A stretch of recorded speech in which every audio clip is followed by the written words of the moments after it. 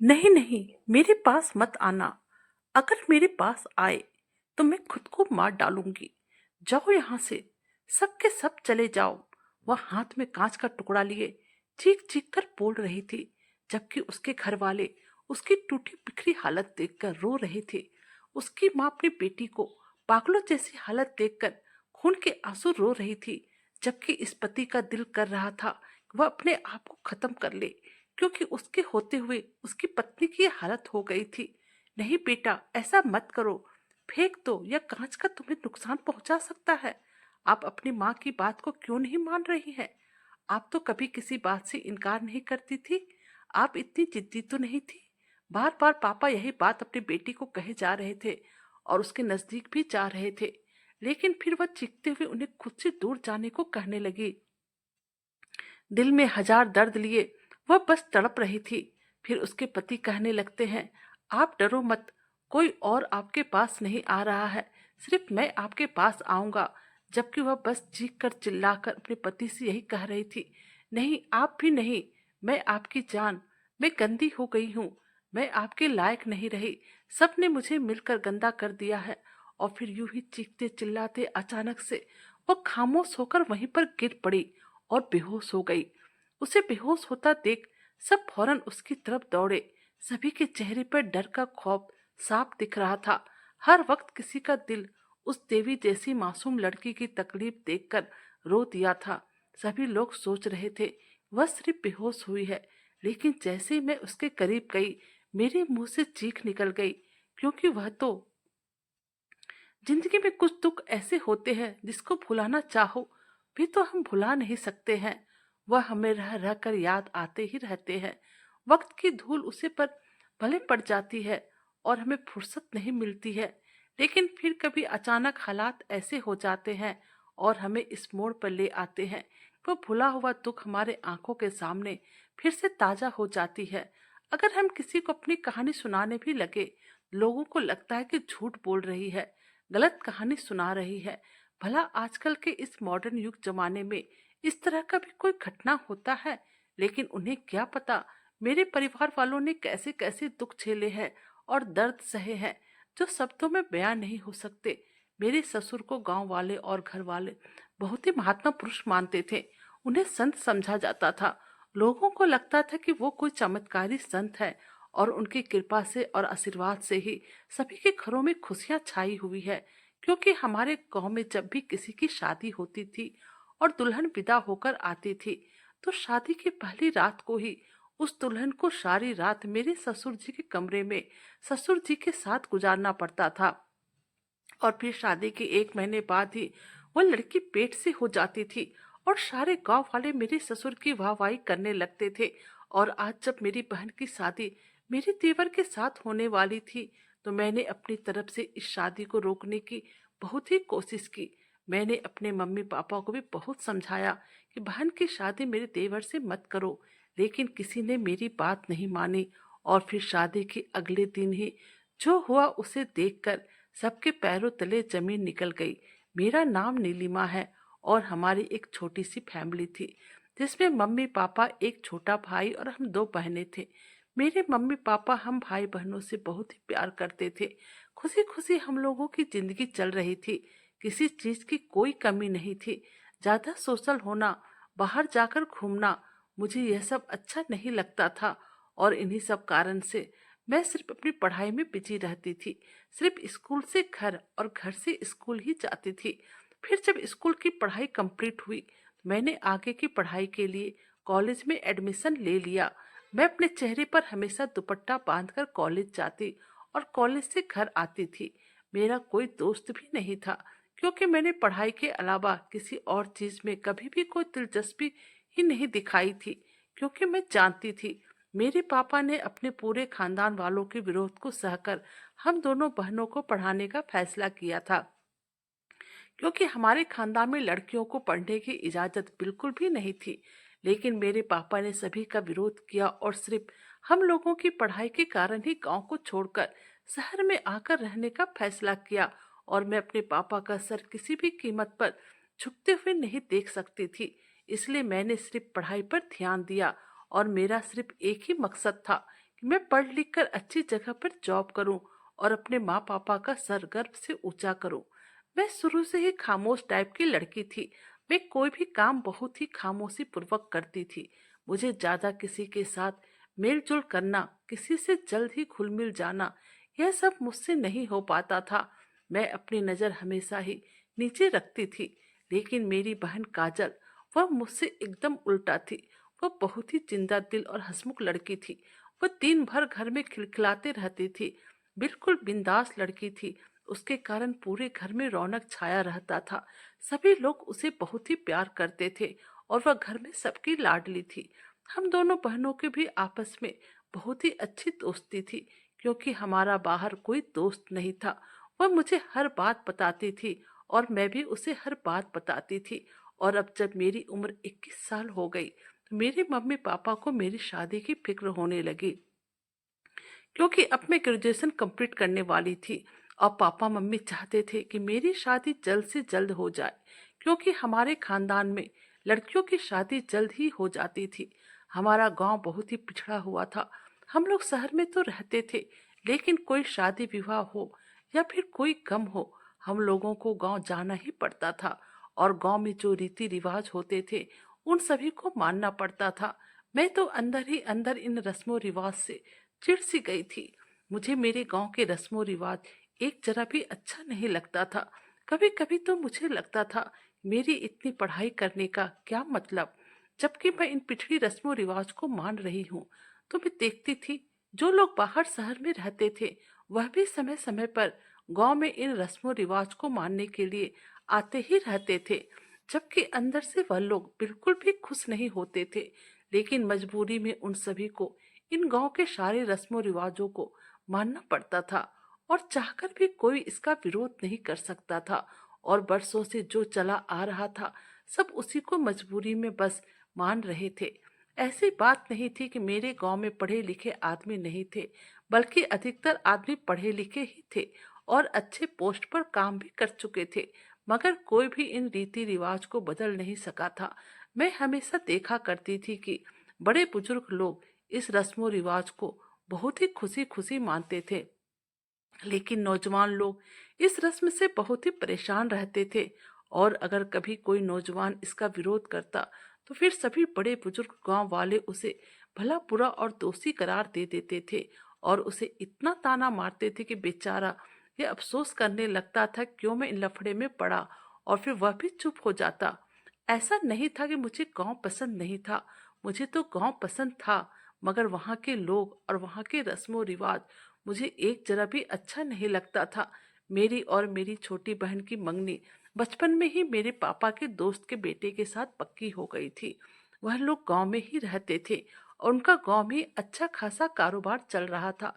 मेरे पापा के दोस्त को बचपन से ही हम लोग प्यार से बाबा जी कहते थे, और अब तो बाबा जी के बेटों के साथ हम दोनों बहनों की जिंदगी जीवन भर के लिए जुड़ने वाली थी। अब मेरी शादी की तारीख रख दी गई थी, और अब जैसे जैसे शादी का दिन नजदीक आ रहा था, मैं बहुत घबराई हुई थी, क्योंकि बाबा जी यानी मेरे होने वाले ससुर गांव में ही रहते थे। उनका गांव में अपना कारोबार था, जो उनके दोनों बेटे संभालते थे। और मेरे पापा तो हम लोगों को पढ़ाने के कारण शहर में रहते थे। लेकिन जब भी मैं छुट्टियों में गांव आती थी, तो यहाँ पर मेरा दम घुटने लगता था। और अब मेरी किस्मत देखो, मुझे गांव में ही लाकर पटक दिया। जिस गांव से मैं दूर भागती थी, आज मैं उसी गांव में बहू बनकर हमेशा हमेशा के लिए रहने आने वाली थी। और जब भी मैं ये सब सोचती कि ना जाने मैं गांव में कैसी रहूंगी, मेरा दिल घबराने लगता था और मैं परेशान हो जाती थी। और तो और इधर से ना जाने, जब से मेरी शादी पक्की हुई थी, तब से मेरा मन मुझे कहता था, इस शादी के बाद जरूर ही कुछ बुरा होने वाला है। लेकिन क्या, मुझे कुछ भी समझ में नहीं आ रहा था। फिर मैं सोचती थी कि यह मेरा मन का भ्रम है। शादी के बारे में इतना सोचने के कारण ही मेरे साथ यह सब हो रहा है। फिर मैं खुद को दिलासा देती और इस बात को झटका देती थी। मेरी माँ की ख्वाहिश थी कि मेरी दोनों बहनों की शादी एक साथ हो जाए, ताकि वह दोनों एक दूसरे का सहारा बन सके। परंतु मेरे ससुर जी ने कहा था कि अभी हम छोटे बेटे की शादी नहीं करना चाहते हैं। उसकी शादी कुछ दिन रुक कर करेंगे। फिलहाल सिर्फ अभी बड़े बेटे की ही शादी करेंगे।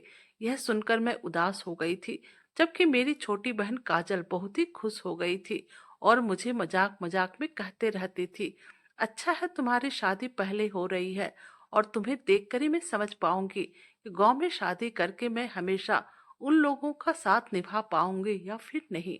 मतलब मेरी छोटी बहन का कहना था कि शादी करने के बाद गांव में रहना आसान है या फिर मुश्किल। और उसकी बात सुनकर मैं टेंशन में आ जाती थी और वह मेरा टेंशन वाला चेहरा देखकर मेरा मजाक उड़ाने लगती थी। मुझे तो मम्मी पापा पर भी बहुत गुस्सा आ रहा था। आखिर जब मेरी शादी गांव में ही करनी थी तो फिर मेरी इतनी पढ़ाई लिखाई का क्या मतलब। मेरा जो सपना था कि मैं पढ़ लिख कर जॉब करूंगी, वह तो धरा का धरा ही रह गया। जब मेरी पढ़ाई लिखाई इन लोगों की सोच और परंपरा को नहीं बदल सकती है तो फिर इस पढ़ाई लिखाई का क्या मतलब। मुझे तो अपनी शादी में एक जरा भी दिलचस्पी नहीं थी, क्योंकि मैं अभी शादी करना ही नहीं चाहती थी और आगे पढ़ाई करना चाहती थी, जॉब करना चाहती थी। मगर इस खानदान में जहाँ पढ़ाई की इजाजत इतनी मुश्किल से मिलती थी, वहां पर जॉब करना तो नामुमकिन था। शादी की तैयारियां पूरी हो गई थी और मैं बहुत ही डरी हुई थी।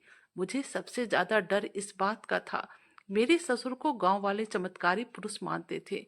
वह लोग समझते थे कि मेरे ससुर के अंदर एक ऐसी ताकत है कि शादी की रात होने वाली दुल्हन को मेरे ससुर के कमरे में छोड़ जाते थे और मेरे ससुर रात भर दुल्हन के सामने बैठकर कुछ मंत्र पढ़ते ताकि दुल्हन पवित्र और संस्कारी बन जाए और फिर जल्द ही पेट से हो जाए। और फिर सच में वह शादी के 1 महीने बाद ही पेट से हो जाती थी। फिर पूरे साल ससुराल में उसकी वाहवाही होती थी और सभी लोग यही समझते थे यह सब सिर्फ मेरे ससुर के चमत्कारी मंत्र से हुआ है। और इसी कारण से गांव के सभी लोग मेरे ससुर को पहुंचे हुए संत महात्मा समझते थे। और आज शादी के बाद ससुर के कमरे में जाने की जब मेरी बारी आई तो मैं बहुत ही डरी हुई थी। और आज पति के कमरे की बजाय मुझे ससुर के कमरे में ले जाया गया। मेरा मन बार बार कह रहा था, तुम इतनी पढ़ी लिखी और समझदार लड़की होकर इस तरह का घटिया काम को क्यों बढ़ावा दे रही हो। तुम विरोध क्यों नहीं कर रही हो। मुझे अंदाजा था कि ऐसा कोई चमत्कार नहीं होता है कि कोई पुरुष सिर्फ मंत्र पढ़े और फिर वो लड़की पेट से हो जाए। कभी भी किसी जवान लड़की को गैर मर्द के साथ तन्हाई में हरगिज नहीं बैठना चाहिए। मगर इस बात को कोई नहीं समझ रहा था और अगर मैं किसी को कुछ कहती या समझाती फिर मेरी पढ़ाई को निशाना बना दिया जाता और यही कहा जाता कि चुप करो, पढ़ लिख कर दिमाग खराब हो गया है। और फिर वह लोग मेरे माँ पापा को गलत गलत बात बोलने लगते और मेरे पापा को मेरे कारण सबके सामने शर्मिंदा होना पड़ता और उनका सर शर्म से नीचे झुक जाता और मैं अपने माँ पापा के बारे में एक शब्द भी नहीं सुन सकती थी। इसलिए मैंने इसका विरोध नहीं किया और चुप रहकर इस परंपरा को निभाने का मन बनाया। मेरी विदाई के वक्त पापा ने मुझसे कहा था, देखो बेटा, मैंने सबको नाराज करके तुम दोनों को पढ़ाया लिखाया और समझदार बनाया ताकि तुम्हें सही गलत का ज्ञान हो जाए और तुम अपने जीवन में सुखी रहो। लेकिन तुम मेरी इस समझदारी को मेरे लिए सजा मत बनने देना। तुम्हारे ससुर बहुत ही सख्त मिजाज के आदमी है, तुम उसके सामने चुप ही रहना, क्योंकि अगर तुम कुछ बोलोगी तो फिर वह लोग तुम्हारी पढ़ाई को टारगेट बनाएंगे और फिर मुझे सारे गांव वालों के सामने बदनाम कर दिया जाएगा। यही सब सोच सोचकर मैं कुछ ना कर पाती और बिल्कुल ही चुप रहती। पापा की बात सुनकर मैंने सिर्फ हाँ में सर हिलाया।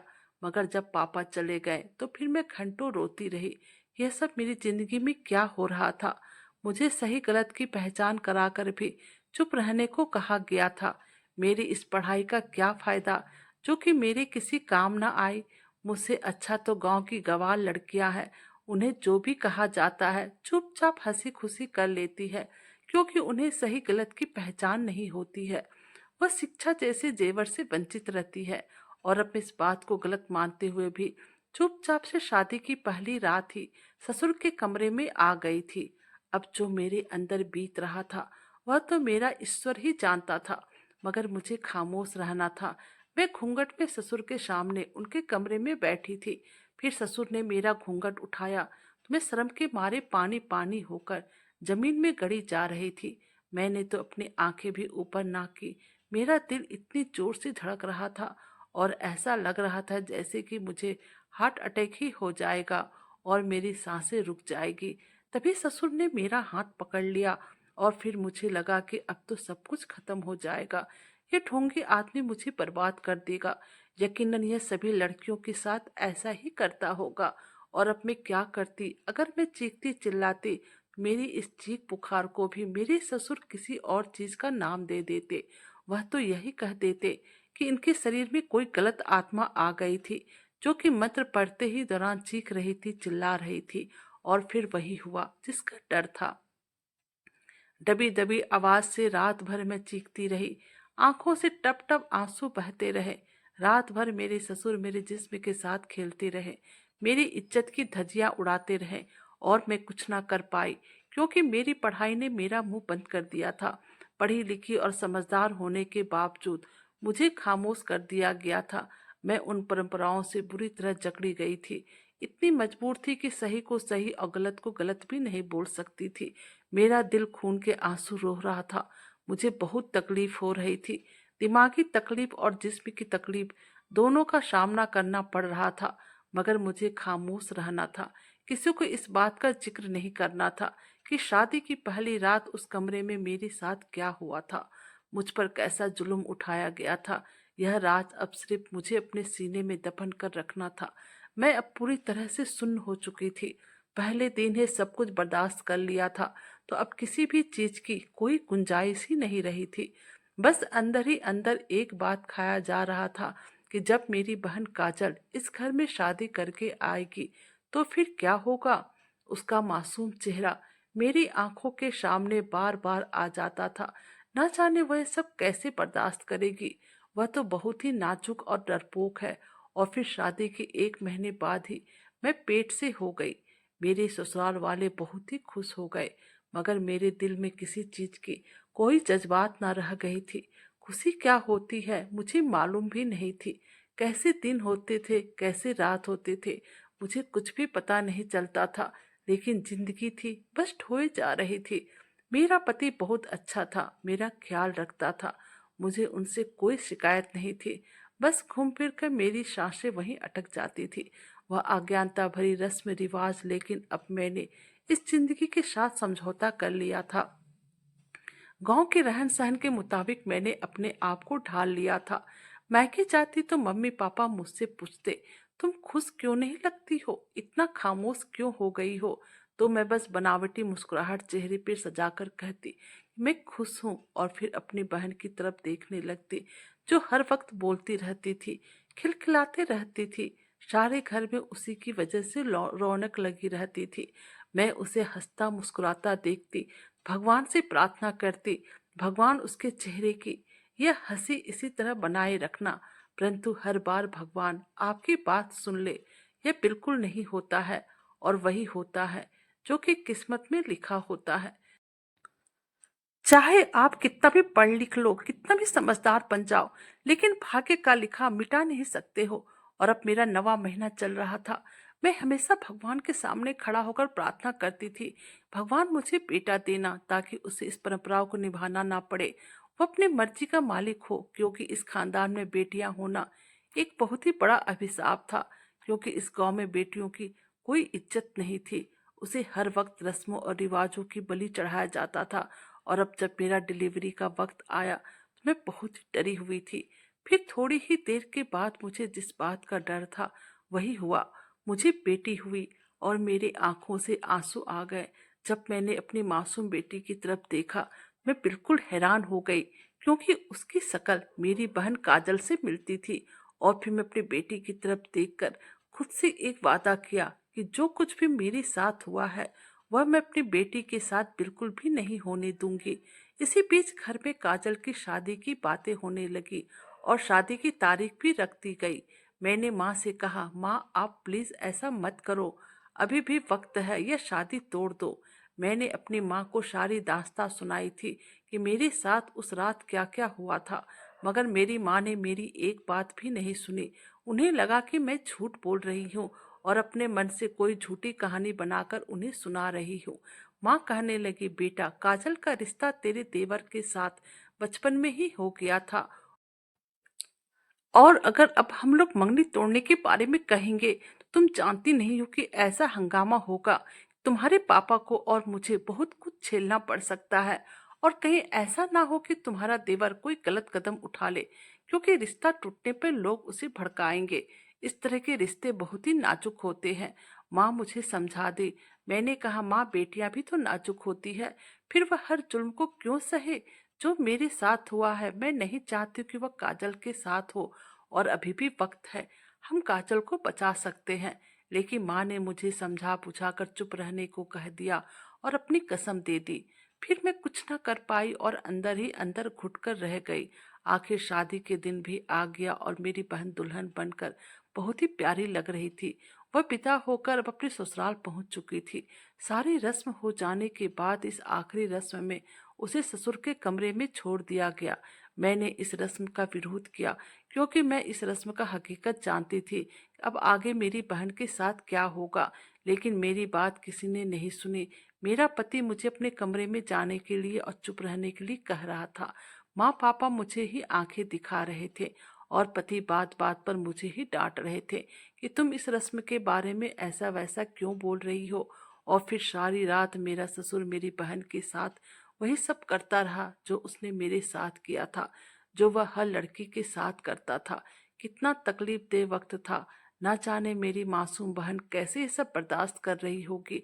उसे अगर एक कांटा भी चुभ जाता था तो वह शोर मचा देती थी। पूरे घर में हंगामा मच जाता था। सारी रात न जाने वह किस हाल में रही होगी। यही सोचकर सारी रात मैं जागती रही और सारे घर में चक्कर काटती रही। माँ पापा भी आज यहीं पर रुक गए थे। और फिर जैसे ही सुबह हुई, हम पर ऐसी क्यामत टूटी कि मैं बता नहीं सकती हूँ। जब बहुत देर तक काजल कमरे से बाहर नहीं निकली और ससुर बेशरम बनकर कमरे से बाहर निकलकर कहने लगे, ना जाने काजल को क्या हो गया है, वह बेहोश हो गई है। इतना सुनना था कि सभी लोग कमरे के अंदर भागे। काजल की आंखों पर पानी की छींटे मार मार कर उसे उठाने का कोशिश किया जा रहा था। और फिर जैसे उसे होश आया, वह चीखने लगी, चिल्लाने लगी और एक कांच के टुकड़े को उठाकर कहने लगी, कोई भी मेरे पास ना आए। माँ पापा सभी लोग काजल को समझा रहे थे, लेकिन वह कांच का टुकड़ा हाथों में लिए चिल्ला रही थी और कह रही थी, नहीं, कोई मेरे पास नहीं आएगा, सभी लोग मुझसे दूर रहो। उसकी हालत पागलों जैसी हो गई थी और फिर चिल्लाते चिल्लाते वह बेहोश हो गई। सभी लोग उसे उठाने की कोशिश करने लगे, परंतु वह नहीं उठी। मेरा दिल तो किसी अनहोनी की आशंका से कांपता जा रहा था। अब सभी लोग इधर उधर भाग रहे थे और माँ पापा काजल की हालत को देखकर तड़प रहे थे। अब मैं मरे हुए कदमों से उसके पास पहुंची तो उसका सफेद चेहरा देखकर ऐसा लगा जैसे कि मेरे दिल की धड़कन ही रुक जाएगी।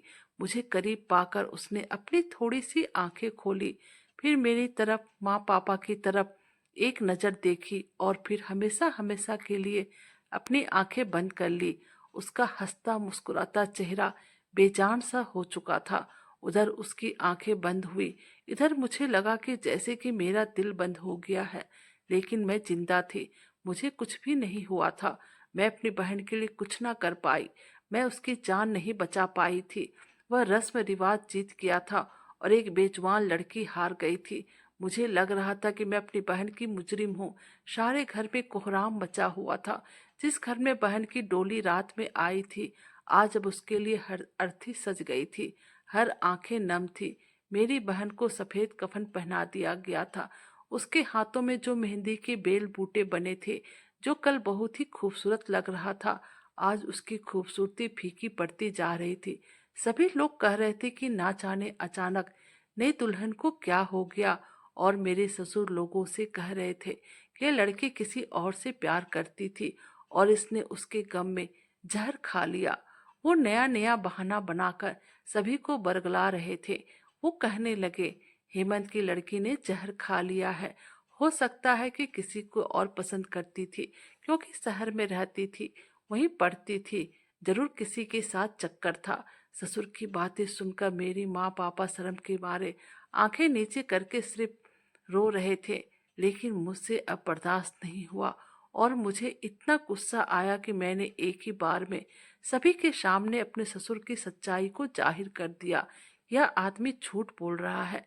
यह हर वक्त झूठ बोलकर सबको गुमराह करता रहता है। इसके पास कोई चमत्कारी ताकत नहीं है। ये पहली रात ही दुल्हन को कमरे में रस्सी से बांधता है, फिर उसका मुंह बंद करके उसके साथ जबरदस्ती करता है, उसे शराब पिलाता है। यह जो सज्जन आदमी दिख रहा है, इसके पीछे दरिंदा छुपा हुआ है। यह लड़कियों की इज्जत से खेलता है, और अगर कोई लड़की मुंह खोलने की हिम्मत करती है, फिर यह उसे डराता है, धमकाता है कि अगर सच किसी को बताया गया, तुम लोगों का घर बर्बाद हो जाएगा। यह आदमी इतना बड़ा राक्षस है, इसने अपनी बहू तक को नहीं छोड़ा।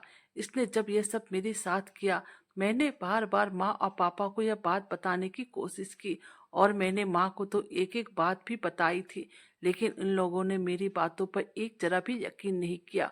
और माँ कहने लगी कि मैं कोई कहानी बनाकर बोल रही हूँ। माँ सोचती थी कि मैं गांव में खुश नहीं हूँ, इसलिए मनगढ़ंत कहानी बनाकर उसे बता रही हूँ। अगर आज माँ ने मेरी बातों पर यकीन कर लिया होता, आज काजल मौत के मुंह में नहीं जाती। लेकिन अब सब खत्म हो गया। मेरी मासूम बहन मुझे छोड़कर इस दुनिया से चली गई। आखिर उसकी क्या गलती थी? उसके साथ यह सब क्यों हुआ?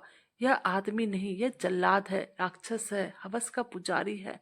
और जो जो मेरे मन में आया, मैंने सारे गांव वालों के सामने चीख चीख कर अपनी बातें रख दी।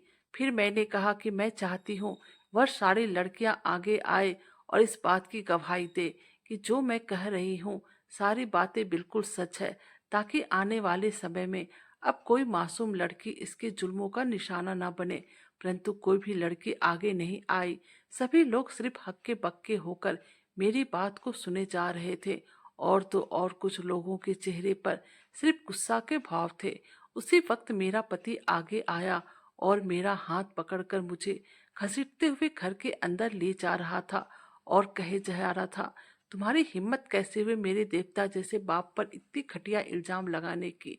मेरे पति को मुझे घसीट रहा था, गालियां दे रहा था कि उसी वक्त एक लड़की आगे बढ़ी और चिल्लाकर कहने लगी, यह लड़की सच बोल रही है और इसका एक एक शब्द पूरी तरह से सच है।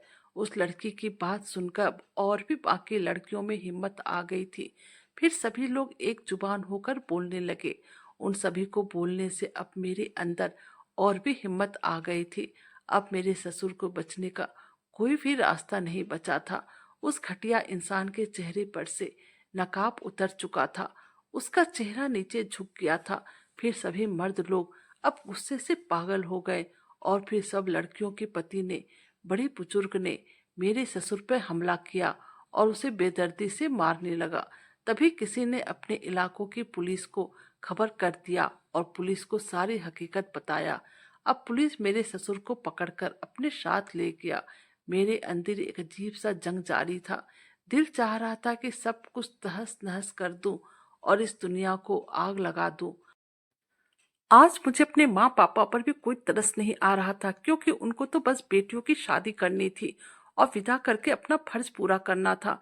उनको इस बात से बिल्कुल मतलब नहीं था आगे उसकी बेटियों के साथ क्या हो रहा है। सभी के सभी पढ़े लिखे लोग थे। क्या इन लोगों को नहीं पता था? अकेली जवान लड़की को अगर किसी पुरुष के साथ कमरे में बंद कर दिया जाए तो फिर उस लड़की के साथ क्या होगा? लेकिन सब पढ़ लिख कर भी मूर्ख बने बैठे थे। इत्तेफाक से एक दो लड़कियां पहले महीने में ही उम्मीद से हो गई थी, क्योंकि पहले छोटी उम्र में लड़कियों की शादी होती थी और उसे किसी तरह की कोई दिक्कत नहीं रहती थी, जिस कारण से वह जल्द से ही पेट से हो जाती थी। और फिर सभी लोगों ने यह मान लिया था, यह सब मेरे ससुर के चमत्कारी ताकत की वजह से हुआ है। अब मेरे ससुर जेल में है और कोई भी उनसे मिलने के लिए नहीं जाता है। उनके बेटे भी उनसे शर्मिंदा है और अपने बाप के कुकर्म के कारण लोगों को मुंह दिखाने के काबिल नहीं रह गए थे। इसलिए हम लोगों ने गांव की सारी प्रॉपर्टी को बेचकर दूर शहर में आकर रहने का फैसला लिया। मेरा पति मुझसे बार बार माफी मांग रहे थे और मुझे हमेशा कहते थे, हम अपनी बेटी का भविष्य अपने हाथों से बनाएंगे। किसी प्रकार का कोई भी अंधविश्वास अब हम लोगों के बीच में नहीं आएगा। हम अपनी बेटी को अच्छा माहौल देंगे। इसलिए अब हम लोगों ने शहर में ही घर ले लिया और यहीं पर कारोबार शुरू कर दिया। मेरे माँ पापा मेरी बहन काजल के गम में अंदर ही अंदर घुट रहे थे और खून के आंसू रो रहे थे और मुझे हमेशा कहते रहते थे हम अपनी दोनों बेटियों के मुजरिम हैं। कुछ दिनों के बाद ही मेरी माँ मेरी बहन के गम में इस दुनिया से चली गई और फिर अब मैं भी अपनी जिंदगी अपने तरीके से जीने लगी। मैं अपनी बेटी की परवरिश बहुत ही अच्छे से कर रही हूँ। मैं जब भी अपनी बेटी का मासूम चेहरा देखती हूँ तो मुझे उसमें मेरी बहन की छवि दिखती है और फिर से मेरा वह गम ताजा हो जाता है और मेरे आंखों के सामने मेरी बहन का मासूम चेहरा घूमने लगता है। मेरी बेटी बिल्कुल मेरी बहन की जैसी देखने में है। मैं भगवान से हर वक्त प्रार्थना करती हूँ कि भगवान मेरी बेटी का नसीब बिल्कुल मेरी बहन के जैसा ना हो। मेरी उन माँ बाप से रिक्वेस्ट है, प्लीज अपनी बेटियों को बोझ ना समझे, उन्हें भेड़ बकरी की तरह किसी के भी हवाले ना कर दे, क्योंकि बेटियां भी आपका ही जिगर का टुकड़ा है, वह आपका ही अंश है। जहाँ तक हो सके बेटियों को काबिल बनाए और कभी भी उसे परंपराओं की बलि ना चढ़ने दे। दोस्तों, कहानी कैसी लगी प्लीज कमेंट करके बताइएगा। हमारे चैनल पर नए हैं तो हमारे वीडियो को लाइक, सब्सक्राइब और शेयर कीजिएगा। Thank you.